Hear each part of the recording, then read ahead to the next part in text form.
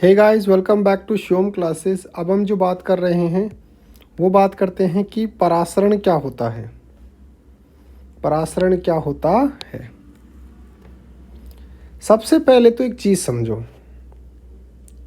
सबसे पहले तो क्या समझो, एक चीज़ समझो। अब क्या समझना है कि जैसे मान लो कि अपने पास जो है वो एक यहाँ पर इस तरीके से पात्र है। अब मैं क्या करता हूँ, इसको बीच के अंदर से जो है वो दो भागों के अंदर डिवाइड कर लेता हूँ। मैंने क्या किया, यहाँ पर एक पतली सी परत लगा दी। पतली सी परत लगा दी। इस तरफ तो जो है वो एक विलयन भरा हुआ है और इस तरफ जो है वो विलायक है। विलायक मतलब जैसे मान लो पानी है और इस तरफ क्या है, पानी प्लस नमक जो है वो घुला हुआ है। ऐसे उदाहरण समझ लो।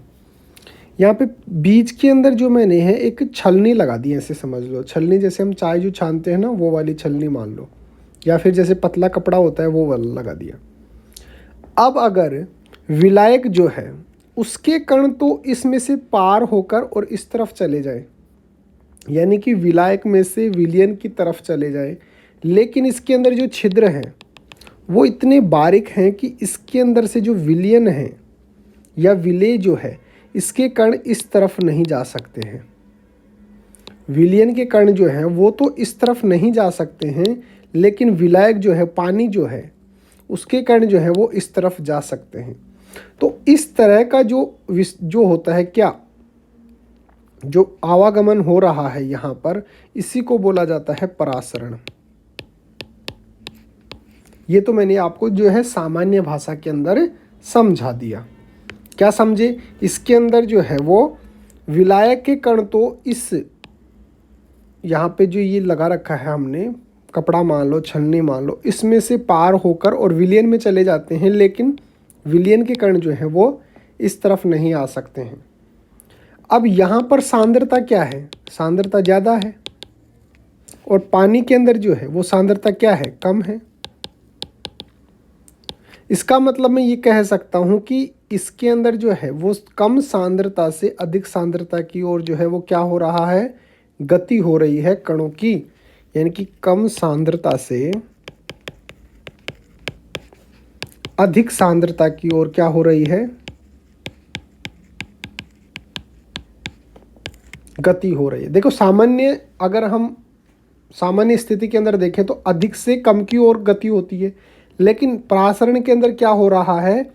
कम सांद्रता से अधिक सांद्रता की ओर जो है वो गति हो रही है। यहाँ तक कि अगर आपको बात समझ में आ रही है तो अब आप जो है वो परासरण का कॉन्सेप्ट जो है वो समझ गए हैं। कैसे समझ गए हैं? यहाँ पर जो मैंने यहाँ पे कपड़ा बताया आपको कि इसके अंदर जो है मैंने एक परत लगा दी। इस परत को बोलते हैं अर्धपारगम्य झिल्ली। अर्धपारगम्य झिल्ली। और पूरा का पूरा जो कॉन्सेप्ट है वो वही है जो मैंने आपको समझाया है। तो जब अर्धपारगम्य झिल्ली के अंदर से विलायक के कण जो है वो विलयन की ओर गति करते हैं, यानी कि कम सांद्रता से अधिक सांद्रता की ओर गति करते हैं, तो इस प्रकार की जो गति होती है इसी को जो है वो क्या बोला जाता है? परासरण बोला जाता है। तो एक बार जो है वो अपनी आंखें बंद करो और जो है वो इस चीज़ को याद करो जो मैंने आपको बोली है कि जो कण होते हैं वो किससे गति कर रहे हैं? कण जो है वो कहाँ से गति कर रहे हैं? विलायक से विलयन की तरफ, यानी कि कम सांद्रता से अधिक सांद्रता की ओर। और ये जो है वो कण जो है वो किस में से पार होकर जा रहे हैं? अर्धपारगम्य झिल्ली। ये तीन जो पॉइंट हैं ये आपको याद रखना है। जब विलायक के कण विलयन की तरफ जो है वो अर्धपारगम्य झिल्ली से होकर गति करते हैं, या फिर हम बोल सकते हैं कम सांद्रता से अधिक सांद्रता की ओर गति करते हैं, इसी को बोला जाता है क्या? परासरण। क्या बोला जाता है? परासरण बोला जाता है। तो चलिए डेफिनेशन पढ़ लेते हैं। सबसे पहले, विलायक के अणुओं का अर्धपारगम्य झिल्ली में से होकर शुद्ध विलायक से विलयन की ओर गति जो की जाती है इसी को बोला जाता है परासरण। तो वही बात है जो मैंने आपको समझाई कि इस तरफ यहाँ पे मैंने क्या लगा दी, अर्ध पारगम्य झिल्ली, इस तरफ तो है विलायक और इस तरफ है क्या, विलयन। तो यहाँ पे जो विलायक के कण हैं वो विलयन की ओर गति करने लग जाएंगे, लेकिन विलयन के कण इस तरफ नहीं जा सकते हैं। तो अर्ध पारगम्य झिल्ली में से जब विलायक के कण शुद्ध विलायक से विलयन की ओर गति करने लग जाते हैं तो इसी को बोला जाता है परासरण। बहुत ही ज़्यादा इम्पोर्टेंट है, यहाँ से आपका इम्पोर्टेंट पोर्शन शुरू हो जाता है, इसलिए आप याद रखना परासरण क्या होता है। भाई विलायक के जो कण होते हैं वो अर्ध पारगम्य झिल्ली को पार करके और शुद्ध विलायक से विलयन की ओर गति करने लगते हैं, तो इसी को बोला जाता है परासरण। अब एक चीज़ का अभी हमने जिक्र किया किसका, अर्ध पारगम्य झिल्ली क्या होती है। अर्ध पारगम्य झिल्ली उसी प्रकार से होती है जिस प्रकार से मैंने उदाहरण में बताया था ना आपको कि भाई जैसे मान लो मैंने एक छलनी टाइप के अंदर लगा दिया या फिर एक पतला कपड़ा लगा दिया जिसके अंदर से केवल विलायक के कण यानी कि पानी के कण तो पार हो सकते हैं लेकिन विलयन के कण पार नहीं हो सकते। इसके जो छिद्र होते हैं वो केवल पानी के कणों को तो पार होने देंगे, वो इतने बारीक होते हैं, लेकिन विलयन के कणों को जो है वो पार नहीं होने देते हैं। अगर ये चीज़ आप ध्यान में रखोगे तो आप ये भी देख लोगे कि अर्ध पारगम्य झिल्ली क्या होती है। वे झिल्लियाँ जिनमें से केवल विलायक के अणुओं का प्रवाह हो सकता है। मैंने आपको बताया ना भाई इसके जो छिद्र होते हैं वो इतने ही होते हैं कि इसके अंदर से केवल पानी जो होता है, विलायक जो होता है उसके कण ही पार हो सकते हैं। इसमें से केवल विलायक के कण ही आर पार जा सकते हैं, विलेय के अणुओं का प्रवाह नहीं हो सकता। इसके अंदर से जो विलेय होते हैं उसके जो अणु होते हैं उनका जो है वो आवागमन नहीं हो सकता, इसी को बोला जाता है अर्ध पारगम्य झिल्ली। तो आपको याद रखना है कि इसके अंदर जो है वो जैसे पतला कपड़ा होता है ना, उसको ऐसे याद रखना कि भाई इसके अंदर से इतने बारीक छेद होते हैं जिसमें से जो पानी होता है यानी कि जो विलायक होता है उसके कण तो पार आर पार चले जाते हैं, लेकिन जो विलेय है उसके कण जो है वो नहीं जा सकते हैं। तो दोबारा से देख लीजिए, अर्ध पारगम्य झिल्ली क्या है, वे झिल्ली या वे झिल्लियाँ जिनमें से केवल विलायक के अणुओं का ही प्रवाह हो सकता है, अर्थात इनमें से केवल विलायक के अणु को ही आर पार जा सकते हैं, विलेय के अणुओं का प्रवाह नहीं हो सकता, अर्ध पारगम्य झिल्ली कहलाती है। यहाँ तक की अगर बात समझ में आ रही है तो आपकी जो है वो पूरा कॉन्सेप्ट क्लियर हो चुका है। सबसे पहले तो हमने परासरण जो है उसकी परिभाषा देखी। भाई इसके अंदर क्या होता है कि जो अर्ध पारगम्य झिल्ली है उसमें से विलायक यानी कि पानी के कण तो जो है विलयन में चले जाते हैं, लेकिन विलयन के जो कण होते हैं वो दूसरी तरफ नहीं जा सकते हैं। अर्ध पारगम्य झिल्ली क्या होती है, जो भी हमने बात की ना भाई अर्ध पारगम्य झिल्ली में से होकर तो इसमें से जो है वो केवल विलायक के कण यानी कि पानी के कण तो पार हो जाते हैं, लेकिन विलयन के कण या विलायक जो विलेय है उसके कण जो है वो पार नहीं हो पाते हैं, इसी को बोला जाता है अर्ध पारगम्य झिल्ली।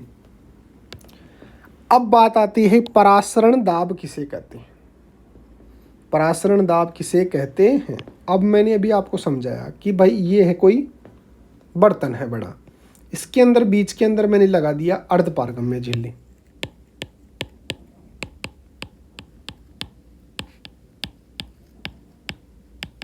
अर्ध पारगम्य झिल्ली लगा दिया, इस तरफ तो इसके अंदर भरा हुआ है विलायक यानी कि पानी, और इस तरफ है इसके अंदर विलयन यानी कि पानी प्लस नमक मान लो, चीनी मान लो, कुछ भी मान लो, कोई सा भी विलयन है।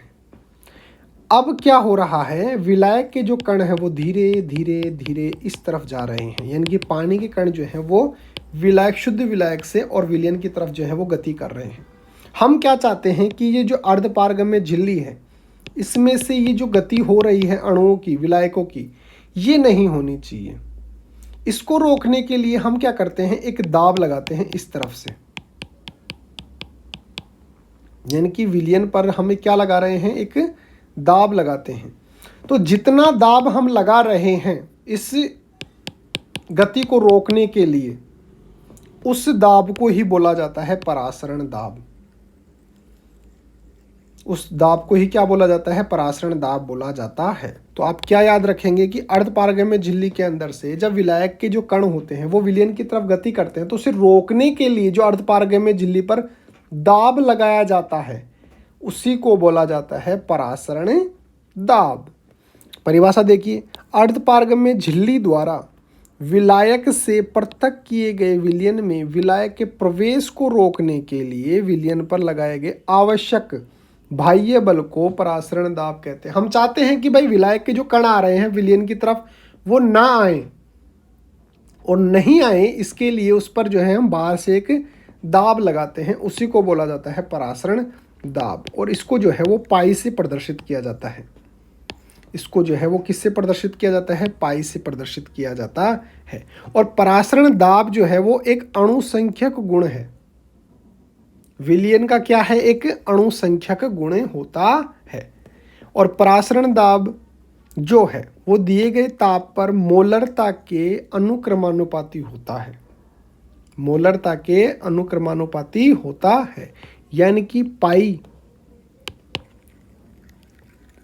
परासरण दाब की परिभाषा आप समझ गए होंगे कि भाई जब विलायक के जो कण हैं वो अर्धपारगम्य झिल्ली से विलयन की तरफ जा रहे हैं तो उसको रोकने के लिए जो हम अर्धपारगम्य झिल्ली पर एक दबाव डाल रहे हैं, एक दाब डाल रहे हैं कि भाई ये आवागमन जो है, ये गति जो है वो रुक जाए, तो जितना दाब हम लगा रहे हैं इसी को बोला जाता है परासरण दाब। अब ये जो परासरण दाब है यानी कि जो पाई है ये समानुपाती होता है किसके? मोलरता के। मोलरता के समानुपाती होता है। और एक निश्चित ताप पर, दिए गए ताप पर जो है ये मोलरता के समानुपाती होता है। तो हम इसको ताप जो है उसको भी यहाँ पर लिख देंगे। अब जब हम समानुपाती का चिन्ह हटाएंगे तो यहाँ पर एक नियतांक आ जाता है जिसको हम R से प्रदर्शित कर रहे हैं, और mt जो है हमारे पास था ही। तो पाई किसके समानुपाती हो गया? भाई जो परासरण दाब है वो किसके समानुपाती हो गया? मोलरता के। और जो हम ताप ले रहे हैं उस पर भी ये निर्भर कर रहा है। और जब हम ये समानुपाती का चिन्ह हटाते हैं तो R जो है वो इसके स्थान पर रख देंगे, तो पाई जो है वो किसके बराबर हो गया? R और M और T। ये तो क्या है? परासरण दाब। R क्या है? गैस नियतांक। ये वैसे तो नियतांक होता है भाई, हमने जो समानुपाती का जो चिन्ह हटाया है इसको बराबर में लाने के लिए एक नियतांक लिख देते हैं, इसको बोला जाता है गैस नियतांक, और इसको हम R से प्रदर्शित कर रहे हैं। M क्या है? मोलरता। T क्या है? टेम्परेचर यानी कि तापमान। तो ये हो गया फॉर्मूला किसका? परासरण दाब का। किसका हो गया? परासरण दाब का फॉर्मूला हो गया। तो परासरण दाब का फॉर्मूला क्या हो गया? Pi is equal to M R और T। M क्या है? मोलरता। R क्या है? जो गैस नियतांक है वो, और T क्या है? टेम्परेचर। अब हम जानते हैं कि भाई मोलरता का सूत्र क्या होता है। मोलरता का सूत्र होता है मोलों की संख्या और बटा आयतन। मोलों की संख्या बटा आयतन। मोलों की संख्या को हम किससे प्रदर्शित करते हैं? स्मॉल n से, और आयतन को V से। अब अभी हमने जो फॉर्मूला निकाला था MRT, अब M की जगह पर हम क्या लिख देंगे? ये वाला फॉर्मूला। तो पाई बराबर क्या हो जाएगा? NV। ये तो लिख दिए किसकी जगह पर? M की जगह पर, और RT जो है वो एज इट इज लिख देंगे, यानी कि पाई बराबर N बट्टा V RT। ये भी परासरण दाब का ही फॉर्मूला है भाई, वही फॉर्मूला तो है, केवल हमने जो है वो वैल्यूज़ जो है वो अलग अलग लिख दी हैं। अब यहाँ पर मोलों की संख्या जो होती है उसका फॉर्मूला होता है, मोलों की संख्या मतलब जो हम N लिख रहे हैं ना, मोलों की संख्या, उसका फॉर्मूला होता है भार बटा अणुभार। अब भार को लिखते हैं W से और अणुभार को लिखते हैं M से, स्मॉल m से। मोलरता यहाँ पे याद रखना, मोलरता है कैपिटल M, यहाँ पे देखो कैपिटल M, और स्मॉल m से लिख रहे हैं किसको? अणुभार को। अब यहाँ पे जो n की वैल्यू है वो इसके अंदर पुट कर देंगे। इसके अंदर जब पुट करेंगे तो पाई बराबर, अब बाकी चीज़ों को तो एज इट इज़ लिख दो RT, और n की जगह पर हम लिख देंगे W/M। ये भी एक फॉर्मूला हो गया किसका? परासरण दाब का। देखो यहाँ पे ये फॉर्मूला आ रहा है ना अपने पास, ये वाला फॉर्मूला हो गया। तो यहाँ तक की अगर बात समझ में आ रही है तो वीडियो को लाइक कर दो, क्योंकि आप जो है वो अपनी बोर्ड के अंदर आने वाला एक क्वेश्चन जो है वो याद कर चुके हैं और समझ चुके हैं, क्योंकि ये वाला जो क्वेश्चन है वो काफ़ी ज़्यादा इंपॉर्टेंट जो है बन जाता है। तो यहाँ तक कि अगर फॉर्मूला जो है आपको याद हो गया है तो आप काफ़ी ज़्यादा जो न्यूमेरिकल्स होते हैं उनको भी आप सोल्व कर सकते हैं। और मैंने एक एक चीज़ को जो है वो एक्सप्लेन आपको जो है वो कर दिया है। यहाँ पे W क्या है, मैंने भी आपको बताया था, विलेय का जो भार होता है वो M क्या है, विलेय का अणुभार। क्योंकि यहाँ से हमने जो N लिखा है वो W/M ही तो लिखा है। W क्या है, भार है किसका, विलेय का, और M क्या है, ये विलेय का अणुभार है। ठीक है। अब सर ये बात तो ठीक है भाई, हम समझ गए अर्धपारगम्य झिल्ली क्या होती है, परासरण क्या होता है, परासरण दाब क्या होता है, इसका फॉर्मूला क्या होता है, सब कुछ समझ गए। अब हमारे को जो है इसका यूज़ बताओ कि परासरण दाब जो होता है वो क्या काम में आता है। तो सबसे पहले हम इसका जैविक महत्व समझते हैं। जैविक महत्व समझते हैं। मान लो कि हमारा जो बॉडी है, शरीर है, ठीक है। अब इसकी जो हमारी त्वचा है इसके ऊपर मान लो हमने जो है वो अर्धपारगम्य झिल्ली लगा दी, अर्धपारगम्य झिल्ली लगा दी। एक उदाहरण दे रहा हूं, ठीक है। अब मान लो कि हमारे शरीर के अंदर जो है वो ब्लड भी है और भी चीज़ें हैं, लेकिन जब हम कोई काम करते हैं तो केवल पसीना बाहर आता है त्वचा से होकर, पसीना बाहर आता है। क्या कभी आपने ऐसे देखा है कि भाई उसके अंदर से जो है वो खून भी बाहर आ जाए? क्यों नहीं आ सकता? क्योंकि पसीना जो है वो क्या है, वाटर ही तो है, पानी तो है, और ये क्या है, एक विलायक। और अभी हमने देखा कि वो जो अर्धपारगम्य झिल्ली है उसमें से केवल विलायक बाहर आ सकता है, और चीज़ें बाहर नहीं आ सकती। अभी मान लो आपने कोई पौष्टिक चीज़ खाई है और थोड़ी देर बाद में पता चला कि वो जो है वो बाहर आ गई त्वचा से होकर।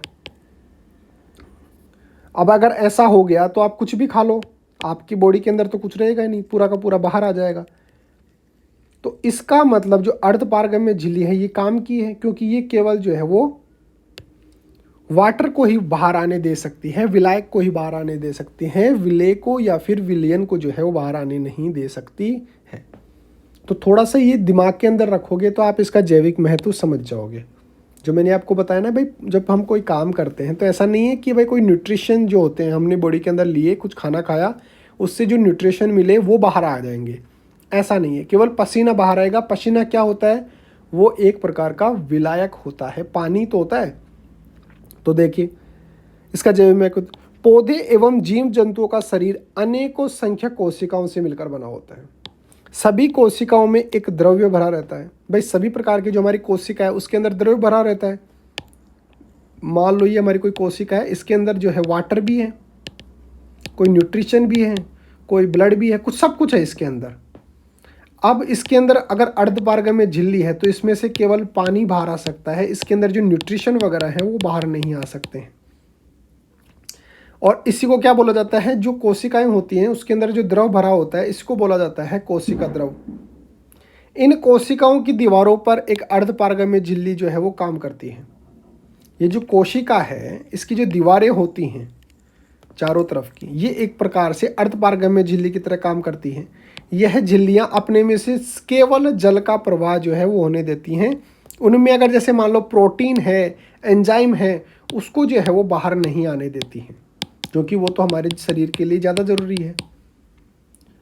तो ये प्रोटीन को, एंजाइम्स को, ऐसी जो काम की चीज़ें हैं उसको बाहर नहीं आने देती है। केवल जो वाटर है, पानी जो है, उसको बाहर आने दे सकती है, अर्थात जल का भूमि से। अब ये तो हो गया हमारी बॉडी से रिलेटेड। अब हम अगर पौधों की बात करें, पौधों के अंदर भी ऐसा ही होता है। भाई पौधे जो होते हैं, जैसे मान लो ये पौधा है, इसकी जो ये क्या है, ये टहनियाँ हैं। अब इसके अंदर भी क्या है, न्यूट्रिएंट्स हैं। अब अगर ऐसा हो कि अर्धपारगम्य झिल्ली के अंदर से सब कुछ आ जाए तो इसका न्यूट्रिशन है वो तो बाहर आ जाएगा पूरा का पूरा, लेकिन ऐसा नहीं होता है। केवल जैसे मान लो पानी जो है वो पानी बाहर आ रहा है, तो यहाँ पर पौधों के अंदर जो है वो भी परासरण दाब का काफ़ी महत्व जो है वो बन जाता है। तो पौधों के लिए पढ़ते हैं, जल का भूमि से पौधों की जड़ों में और फिर जड़ों से पौधे के तनों के अंदर जो है वो जो ट्रांसफ़र होता है पानी का, वो परासरण के कारण ही होता है। भाई जैसे मान लो ये पानी है, ये इसकी जड़ें हैं, ये जड़ें हैं पूरी। अब पानी जो है यहाँ पे इसकी जड़ें जो हैं उसके अंदर भी जो है वो क्या लगा हुआ है, अर्धपारगम्य झिल्ली लगी हुई है। अब इसकी जड़ों पर जो न्यूट्रिएंट्स हैं वो तो बाहर नहीं आ सकते, लेकिन जो बाहर पानी है यानी कि जो विलायक है उसके कण जो हैं वो जड़ों के अंदर जो है वो जा सकते हैं, क्योंकि परासरण यही तो बोलता है कि भाई विलायक के कण तो जा सकते हैं लेकिन विलयन के कण जो हैं वो इसके अंदर से नहीं आ सकते। अब जड़ जो है उसके अंदर जो अर्धपारगम्य झिल्ली है वो उसके अंदर जैसे मान लो कोई प्रोटीन है या फिर एंजाइम जैसे हमारे शरीर के अंदर है, ऐसी अगर कोई चीज़ है तो उसको तो बाहर नहीं आने देती। लेकिन अगर विलायक बाहर है यानी कि पानी जो है उसको जो है वो अपने अंदर जो है वो खींच लेती है, उसको आने देती है। तो इसलिए पेड़ पौधों के अंदर जो है वो भी परासरण को जो है वो देखा जा सकता है। और इसी तरीके से जो है जड़ों से जो पेड़ की तनों के अंदर या फिर और जो भाग होते हैं उसके अंदर जो पानी पहुंचता है वो भी परासरण के कारण ही पहुंचता है। तो ये था परासरण। परासरण क्या होता है, परासरण दाब क्या होता है, इसका फॉर्मूला क्या होता है, इसका महत्व क्या होता है, इसके बारे में हमने यहाँ पर डिटेल से पढ़ा।